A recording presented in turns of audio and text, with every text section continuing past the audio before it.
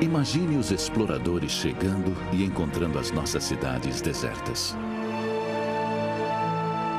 Nossos livros pereceram em alguma catástrofe desconhecida. Tudo o que restou para falar por nós são as palavras escritas que esculpimos em pedras. Os viajantes não entendem a nossa escrita misteriosa. Mas se pudessem, será que compreenderiam quem fomos?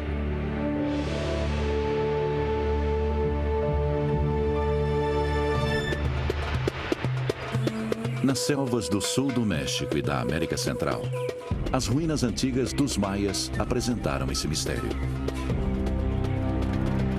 Elas revelaram uma civilização de feitos impressionantes, criada em isolamento da Europa e da Ásia.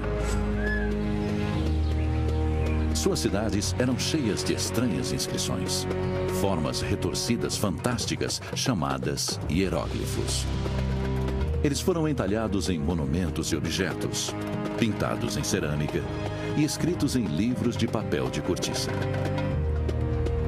Durante séculos, os hieróglifos confundiram os exploradores. Que segredos eles guardavam? Eles eram apenas imagens e símbolos ou, na verdade, uma escrita real expressando uma linguagem antiga? As pessoas ergueram os braços e disseram: ninguém jamais vai decifrar essa escrita. É impossível. Após séculos de luta, as histórias dos escribas maias estão voltando à vida.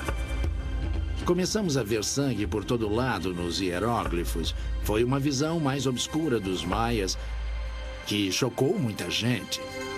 À medida que os hieróglifos revelam seu significado, vai emergindo uma história sobre um mundo perdido e transformando a nossa visão sobre os antigos maias. Eram pessoas alfabetizadas, com histórias fantásticas para contar. Tivemos uma compreensão incrível de como eles viam seu mundo. A seguir, o Código Maia.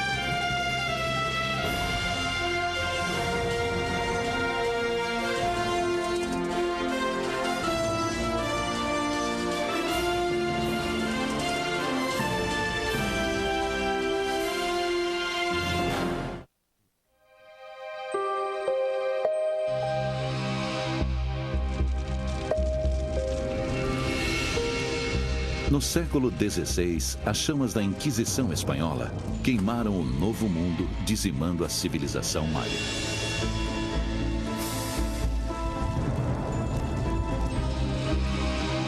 Uma fogueira foi acesa por Diego de Landa, um zeloso frade empenhado em destruir um dos sistemas de escrita mais originais já inventados: os hieróglifos maias.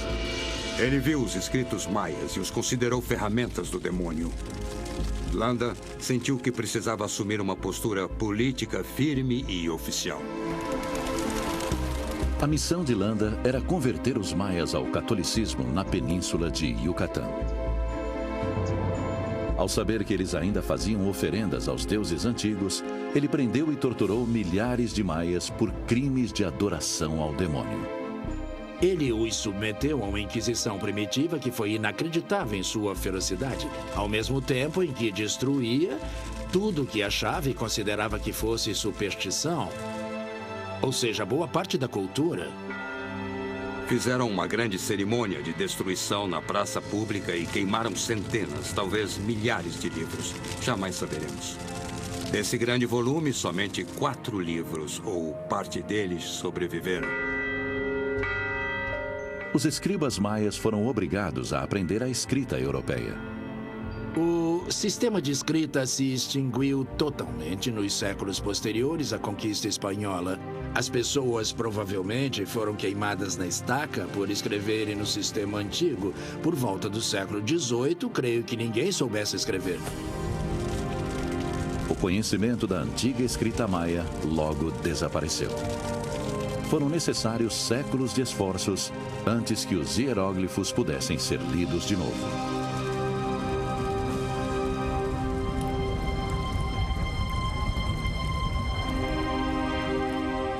Atualmente, na região montanhosa da Guatemala, os aldeões maias ainda fazem oferendas aos antigos deuses.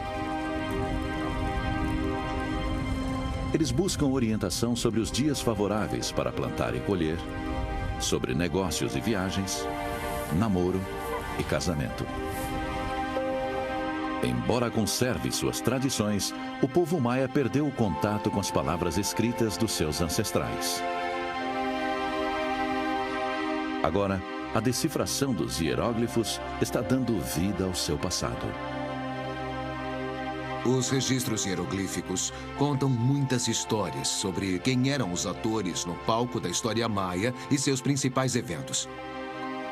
Esses glifos deram aos maias 1.500 anos de história, escrita nas palavras de seus ancestrais, não dos brancos da Europa. Essa é a nossa única oportunidade de observar as Américas antes da chegada dos europeus e de ouvir essas pessoas. Desde os tempos antigos, os maias vivem numa região que se estende do sul do México e abrange grande parte da América Central. O coração dessa civilização ficava entre a região montanhosa da Guatemala e as planícies de Yucatán, grande parte dela uma vasta região de selva fechada. Aqui, por volta de 200 anos depois de Cristo, eles começaram a construir suas grandes cidades, Tikal, Copán e Palenque. Eles eram famosos por sua arquitetura monumental.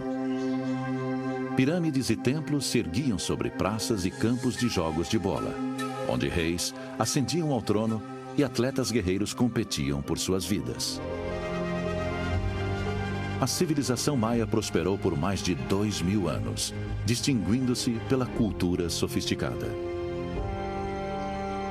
A arte envolvia um nível de imaginação gráfica e habilidade sem paralelo. Quando a Europa entrou na Idade Média, essas cidades-estados atingiram o auge da glória, e algumas sustentavam centenas de milhares de pessoas. Eles eram a maior de todas as civilizações e a única sociedade alfabetizada do Novo Mundo. Porém, misteriosamente, no século IX, os maias abandonaram muitas de suas cidades. Os templos e pirâmides nas baixadas centrais foram engolidos pela floresta e esquecidos.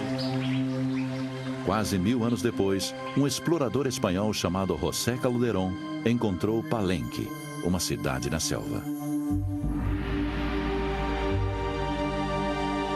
No interior dos templos abandonados, Calderón e seus homens encontraram enormes tabuletas de pedra entalhadas com figuras e escrita hieroglífica.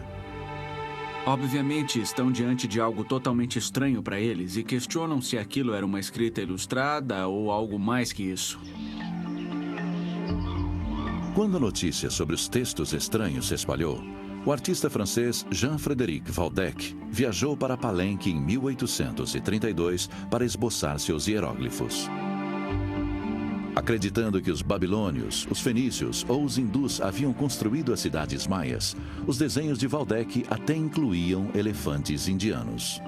Agora sabemos que os maias nem mesmo escreveram algo que visualmente se parecesse com um elefante. Ele não entendia as formas dos sinais. Isso aconteceu inúmeras vezes com os artistas que tentaram registrar as inscrições maias até o século XX.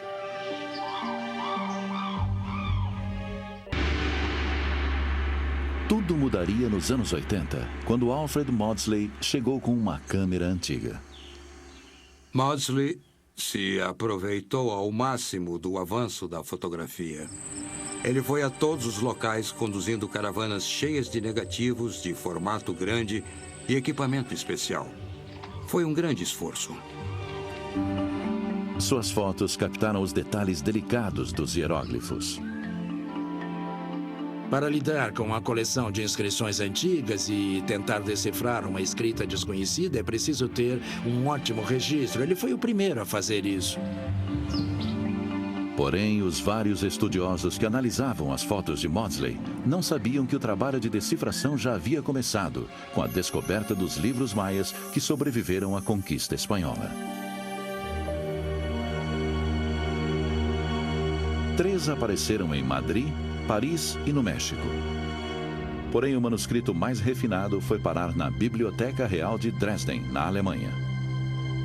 Chama-se o Códice de Dresden.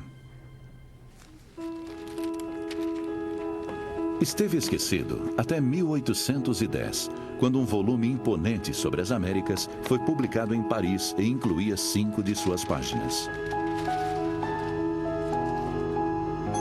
Seus estranhos hieróglifos estimularam um estudioso excêntrico, Konstantin Rafinesky, a tentar decifrar o código maia. Ele viu as barras e os pontos e disse: nunca há mais de 4 pontos. Uma barra deve significar 5. 1 seria 1 ponto, 2 seriam 2 pontos, 3 pontos, 4 pontos. Aí vinha uma barra, 1 ponto, a transformava em 6. 2 pontos e uma barra, 7. E essa foi a primeira vez que alguém conseguiu decifrar um hieróglifo maia. E aí foi o começo da decifração. A investigação se deslocaria para Dresden, na Alemanha, quando Ernest Forstmann, um bibliotecário, encontrou por acaso o Códice de Dresden. O livro inestimável permaneceu despercebido na biblioteca durante décadas. Já imaginou poder dispor de uma das fontes básicas mais importantes da pré-história do Novo Mundo e tê-la ali à sua frente, olhar para ela, manuseá-la?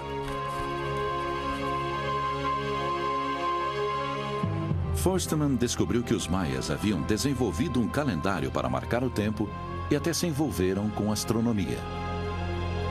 No Códice de Dresden, ele achou previsões exatas para as datas de eclipses lunares e solares. E havia tabelas rastreando os ciclos do planeta Vênus, que estava ligado à Guerra.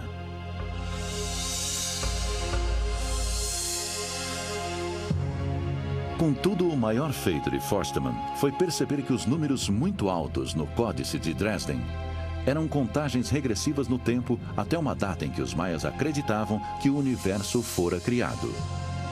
4 Ahau, 8 Cunco. Ao relacionar isso à data de 13 de agosto de 3114 a.C. do calendário ocidental, os arqueólogos puderam datar os entalhes nos monumentos de pedra chamados estelas. Um perito em glifos maias foi J. Eric Thompson, um brilhante arqueólogo e epigrafista britânico. Thompson dominou os estudos sobre glifos maias da década de 30 até a de 60. Ele foi o maioral. Ninguém mais na época fazia ideia do que a escrita maia representava. Thompson criou um meticuloso sistema de classificação, atribuindo o que os estudiosos chamaram de números Thompson ou T a mais de 800 símbolos maias. Thompson concluiu que o foco da civilização maia era o tempo e que as estelas eram feitas para comemorar sua passagem. As figuras em sua arte eram sacerdotes e deuses, e os glifos eram símbolos registrando os mistérios dos céus. Thompson tenta nos convencer de que não existe nenhum sistema ali, a não ser as datas, além da astronomia, que basicamente é uma espécie de exercício místico da parte dos maias para entrar em contato com seus deuses. A maioria dos estudiosos aceitou a teoria de Thompson e presumiu que, à exceção das datas, os glifos eram simplesmente incompreensíveis. As pessoas ergueram os braços e disseram: ninguém jamais vai decifrar essa escrita, ela é muito confusa. Não dá, é impossível.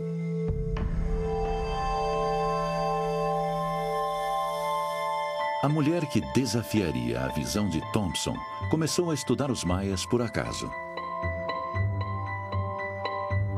Tatiana Proskuriakov estudou para ser arquiteta.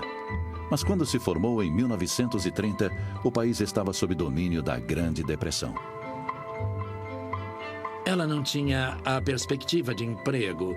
Ela entrou no museu da Universidade da Pensilvânia e viu um anúncio pedindo um artista que fizesse desenhos ou reconstruções das ruínas de Piedras Negras, um importante sítio maia clássico.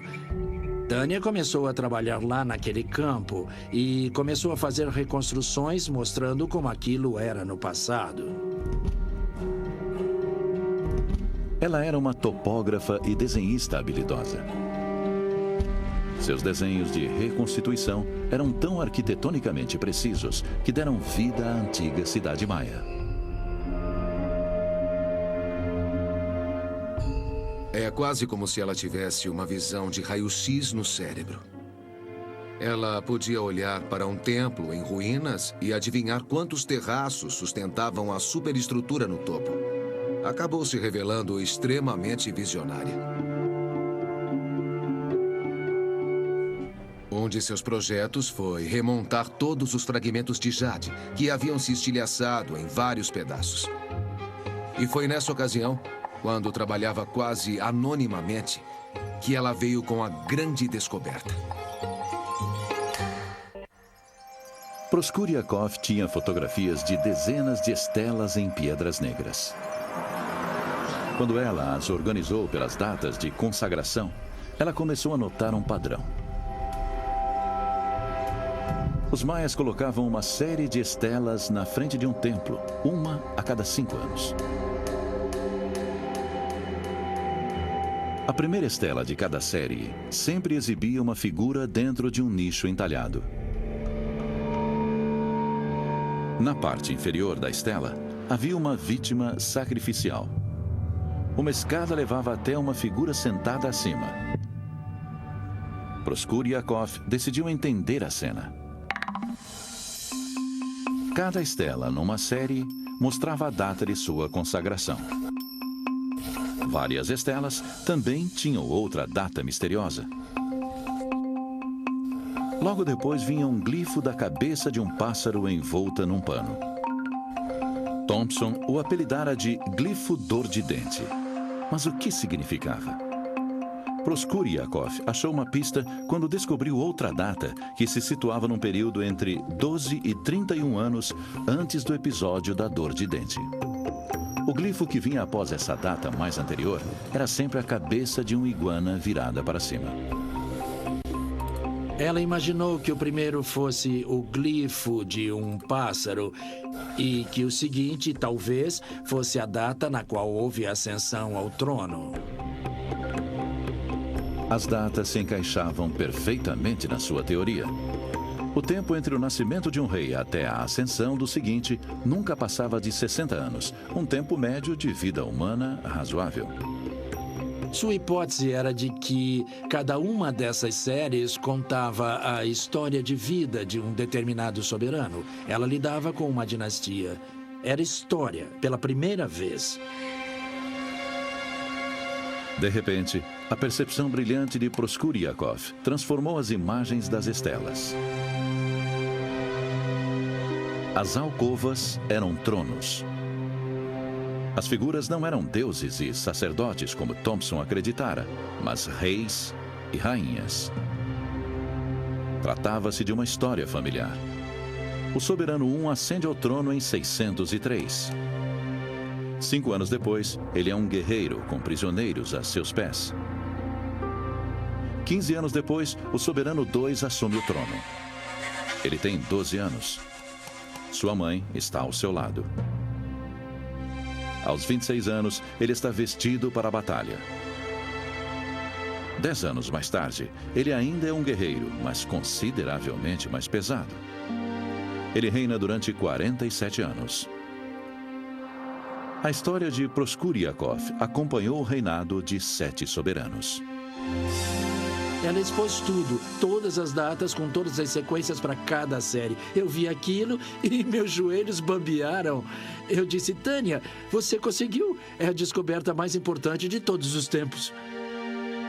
Ela apresentou o papel para Eric Thompson e ele disse, Tânia, sabe que isso não pode ser verdade. Não há história nas inscrições. Ela contou que na manhã seguinte voltou ao trabalho e foi cumprimentada por ele, que disse, você está certa. O que é incrível para alguém como ele, que fora um eterno oponente da ideia de que isso fosse história. E era. Isso mudava tudo.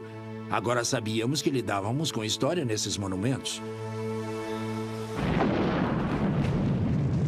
O avanço seguinte na decifração do código ocorreu em maio de 1945, quando o exército russo invadiu Berlim. Nas fileiras, havia um jovem oficial chamado Yuri Valentinovich Knorosov. Certa vez ele me disse que nas ruínas da Biblioteca Nacional achou um livro que havia sobrevivido aos incêndios que ocorreram lá. Ele o pegou e viu que era uma boa reprodução em branco e preto dos 3 códices conhecidos: o Dresden, o Códice de Madrid e o de Paris. Como linguista, Knorosov sabia que o primeiro passo ao analisar um sistema de escrita desconhecido é contar os símbolos. Se uma escrita tem de 20 a 35 símbolos, provavelmente é alfabético, representando sons simples. Se houver de 80 a 100 símbolos, provavelmente se baseia em sílabas.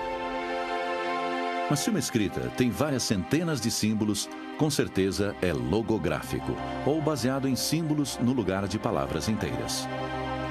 Um sistema logográfico como o chinês tem milhares de símbolos para milhares de palavras.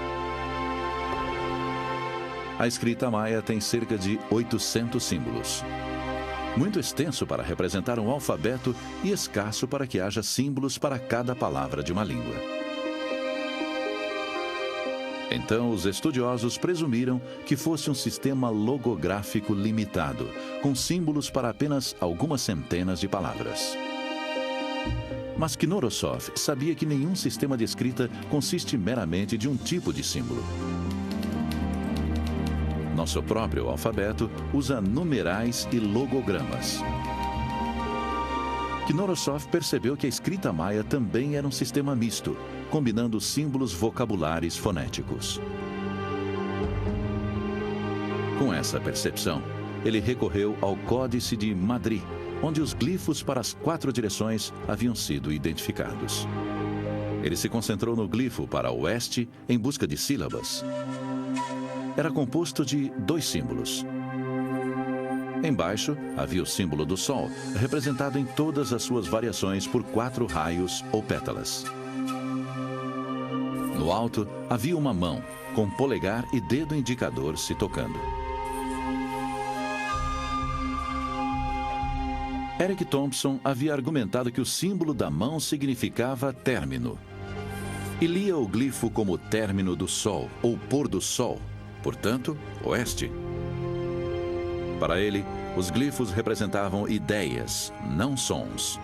Eric era meio teimoso sobre esse tipo de coisa. Ele havia determinado, para satisfação própria, que os hieróglifos não eram nem poderiam ser fonéticos, e se manteve firme. Mas Knorosov discordava. Ele desconfiava que os glifos, na verdade, pudessem estar ligados aos sons da língua maia falada.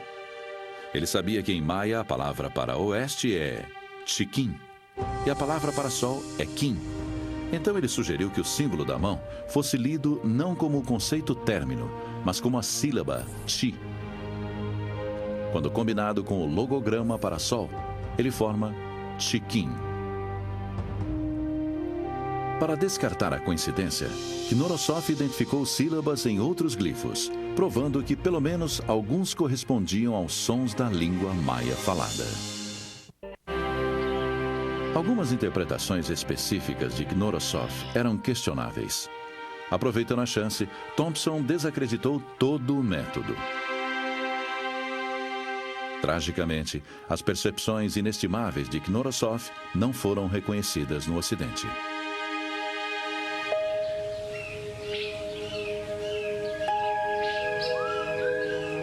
Mas a era dos estudiosos solitários espalhados pelo mundo estava chegando ao fim. A mudança começou em Palenque, conduzida por Merle Green Robertson. Ela passara anos documentando a arte do sítio para as futuras gerações. Enquanto ela trabalhava, uma professora de arte chamada Linda Chile visitou o local. Quando eu andava entre as construções de Palenque, vi uma cultura onde a arte era primordial. E acabei entendendo quem a tinha feito, por quê e como.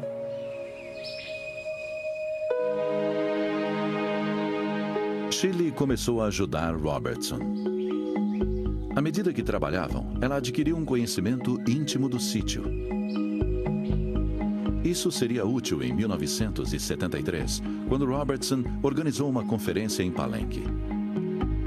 Ali, Shirley conheceu Peter Matthews, que passara o inverno anterior analisando livros sobre os glifos de Palenque. Basicamente, no fim desse processo, eu tinha 3 cadernos enormes cheios de transcrições em números T de Thompson de todos os símbolos de cada inscrição de Palenque. Matthews se uniu a Shirley para reconstruir a história da dinastia de Palenque. Eles sabiam que alguns nomes reais de Palenque são acompanhados por um título, um símbolo, como um sol alado. Então, nós vasculhamos e achamos todos os exemplos desse título e anotamos a data mais próxima. Ao examinar as inscrições de Palenque, eles acharam mais de 40 nomes com o título real. Cada um deles era acompanhado de uma data e um glifo descrevendo o evento naquela data.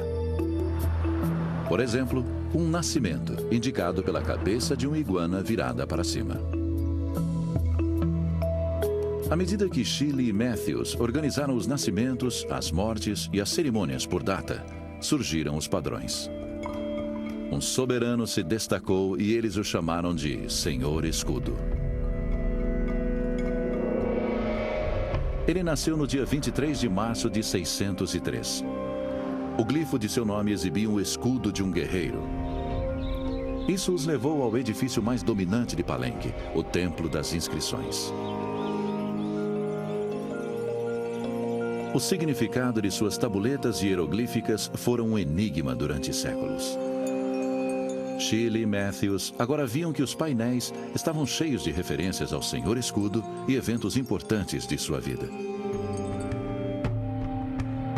Repentinamente, uma descoberta feita em 1948 assumiu um novo significado.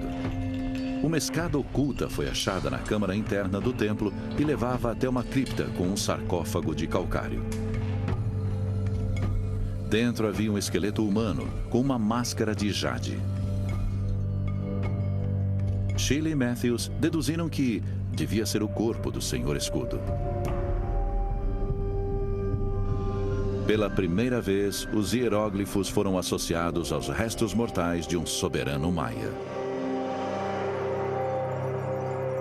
Shirley e Matthews perceberam que os glifos rastreavam as histórias de vida do Senhor Escudo e de 5 de seus sucessores. Eles deixaram o local e declararam que haviam decifrado a dinastia de Palenque.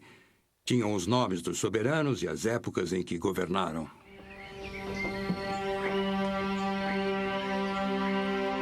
Após anos de trabalho, a decifração do código maia seria possível. Mas restava um grande obstáculo. Para ler os hieróglifos em voz alta, na língua em que foram escritos, a decifração fonética iniciada por Knorosoph precisava ser terminada. Apesar de décadas de esforço, menos de 30 símbolos fonéticos podiam ser lidos com confiança. A solução final para os sons dos glifos foi achada por David Stewart, cujo aprendizado sobre a cultura maia começou quando era criança. Seu pai, George, costumava trazê-lo nas viagens de estudo à Mesoamérica. Quando voltamos aos Estados Unidos, eu já estava tão enfeitiçado pela experiência que queria voltar sempre.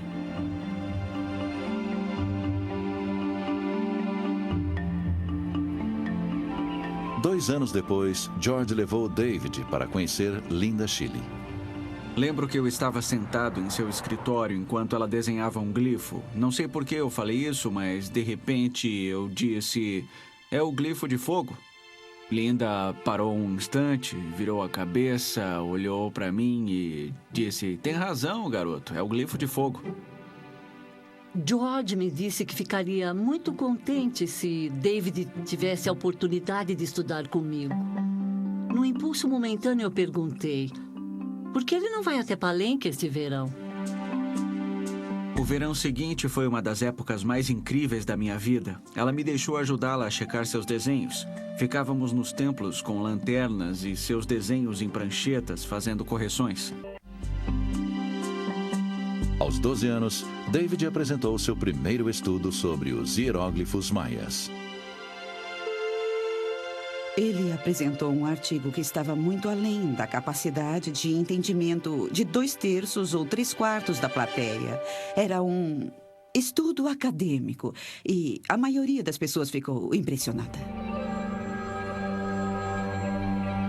Após terminar o ensino médio, Stuart recebeu uma ligação inesperada. Ele havia ganho o MacArthur Fellowship, popularmente conhecido como o Prêmio dos Gênios. Aos 18 anos, ele foi o mais jovem receptor desse prêmio tão respeitado. Stuart adiou a faculdade para se dedicar aos glifos em tempo integral. Foi quando fez sua grande descoberta.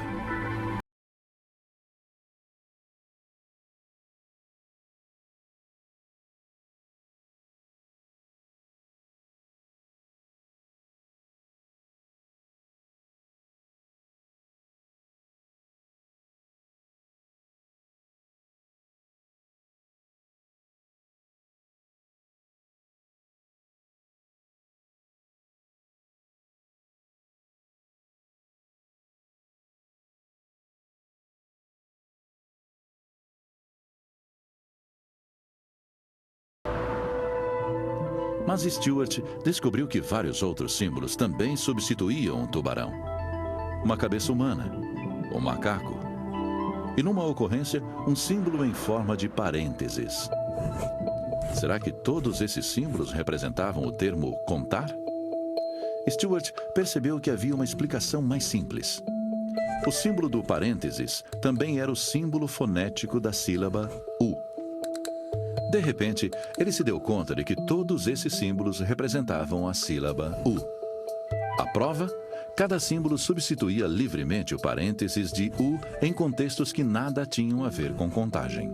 O que Dave Stuart fez foi nos mostrar que muitas dessas substituições são puramente substituições fonéticas que representam a mesma palavra de maneiras ligeiramente diferentes. Os glifos de contagem progressiva e regressiva eram frases foneticamente grafadas. I-U-Ti. I-U-Ti-Ya. Em maia, I-U-T significa e depois aconteceu. I-U-Ti significa desde que aconteceu. As palavras que Thompson havia considerado como simples datas estavam, na verdade, contando uma história. As implicações foram revolucionárias. Os epigrafistas haviam buscado um único símbolo para cada som silábico, mas se U foi representado por mais de um símbolo, talvez o mesmo ocorresse com as outras sílabas. Uma das coisas que torna a escrita maia tão complicada é o seu apreço por substituições. Um som pode ter 13, 14, 15 versões diferentes. Eles odiavam se repetir e adoravam mostrar coisas novas. O reconhecimento desses padrões de repetição foi o que permitiu decompor a complexidade da escrita maia num sistema compreensível e controlável. Um símbolo podia ser escrito de forma abstrata, ou como a cabeça de um humano, animal ou Deus. Um símbolo podia se integrar a outro, ou ser parcialmente sobreposto. Os glifos até incluíam figuras de monstros e deuses. A essência do sistema é a genialidade com a qual eles combinam essas diversas possibilidades. O componente gráfico da escrita maia é absolutamente avassalador. Havia uma habilidade artística e uma graça que faziam parte do sistema e também do registro da língua. Visualmente era complicado, mas após organizar o material visual no sistema existente, ele fazia sentido. Podíamos predizer as coisas. Dava para decifrar o código. Uma imagem dos antigos maias, de repente, adquiria vida, compilada de suas próprias palavras.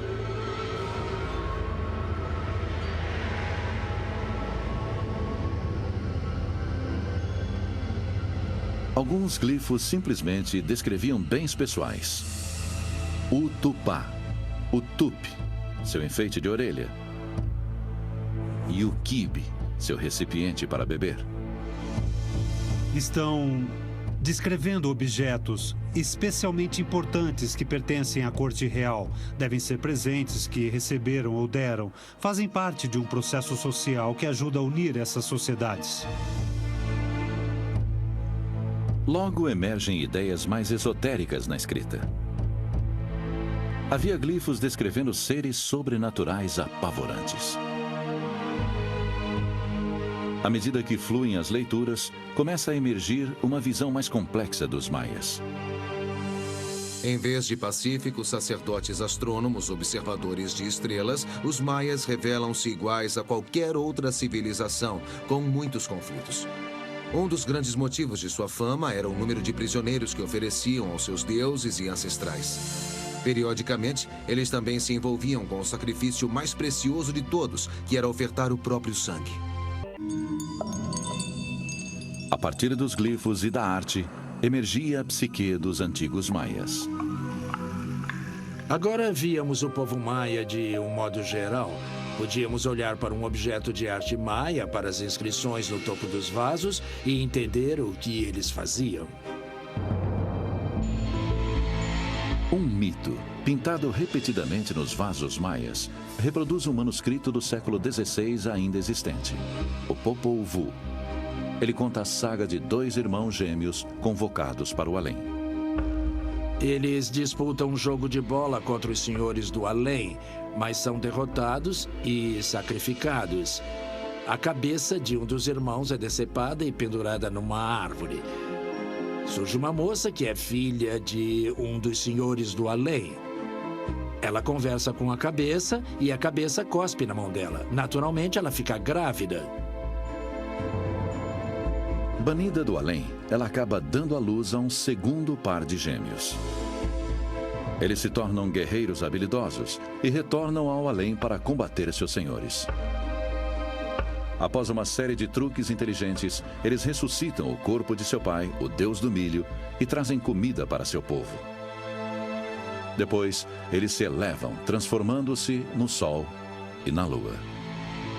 Esse é o mito mais importante que temos conhecimento no Novo Mundo. Provavelmente é o trecho literário mais importante já produzido no hemisfério ocidental. A decifração não só esclarecia o mundo íntimo dos maias, como também elucidava as lutas pelo poder que dilaceravam suas grandes cidades-estados.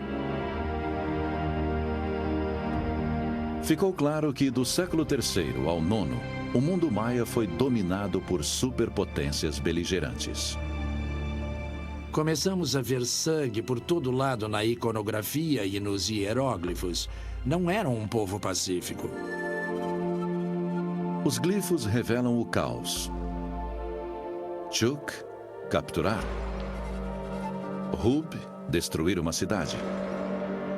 Pul, queimar. Chak, decapitar.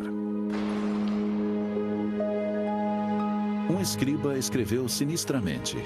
Os crânios se amontoavam e o sangue acumulava.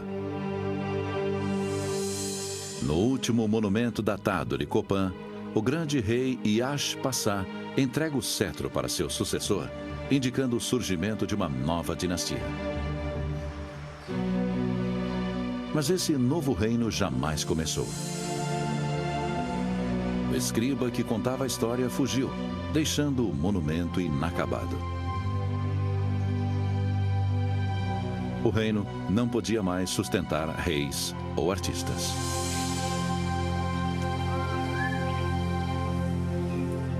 À medida que a revolta política engolfava a região, as grandes cidades das planícies ao sul finalmente ruíram. Muitas vezes nos identificamos com o passado glorioso. Dizemos, sou maia. Vemos Tikal, Copan e vários monumentos e nos identificamos como maias.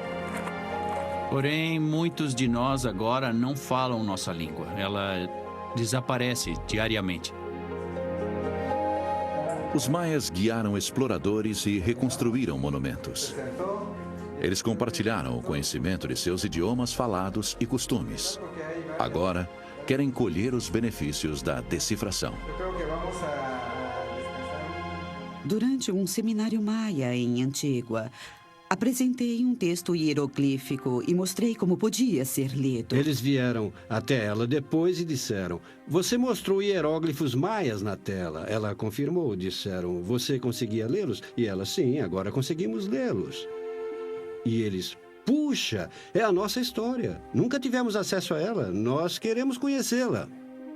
Essa é uma história que nunca me ensinaram na escola. É muito importante, porque é a história que não conhecemos.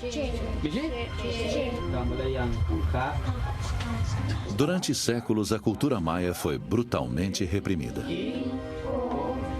Seu povo foi pressionado a falar e a escrever em espanhol e a usar nomes cristãos. Agora, os maias estão redescobrindo os hieróglifos e sua história. Os glifos representam nossa única janela para o passado pré-colombiano. Não fornece respostas a todas as nossas perguntas, mas nos dá uma ótima percepção nativa em relação a tudo aquilo que eles achavam importante. Com a decifração do Código Maia, as palavras de seus antigos escribas finalmente adquiriram vida, revelando a história e a literatura de um mundo desaparecido.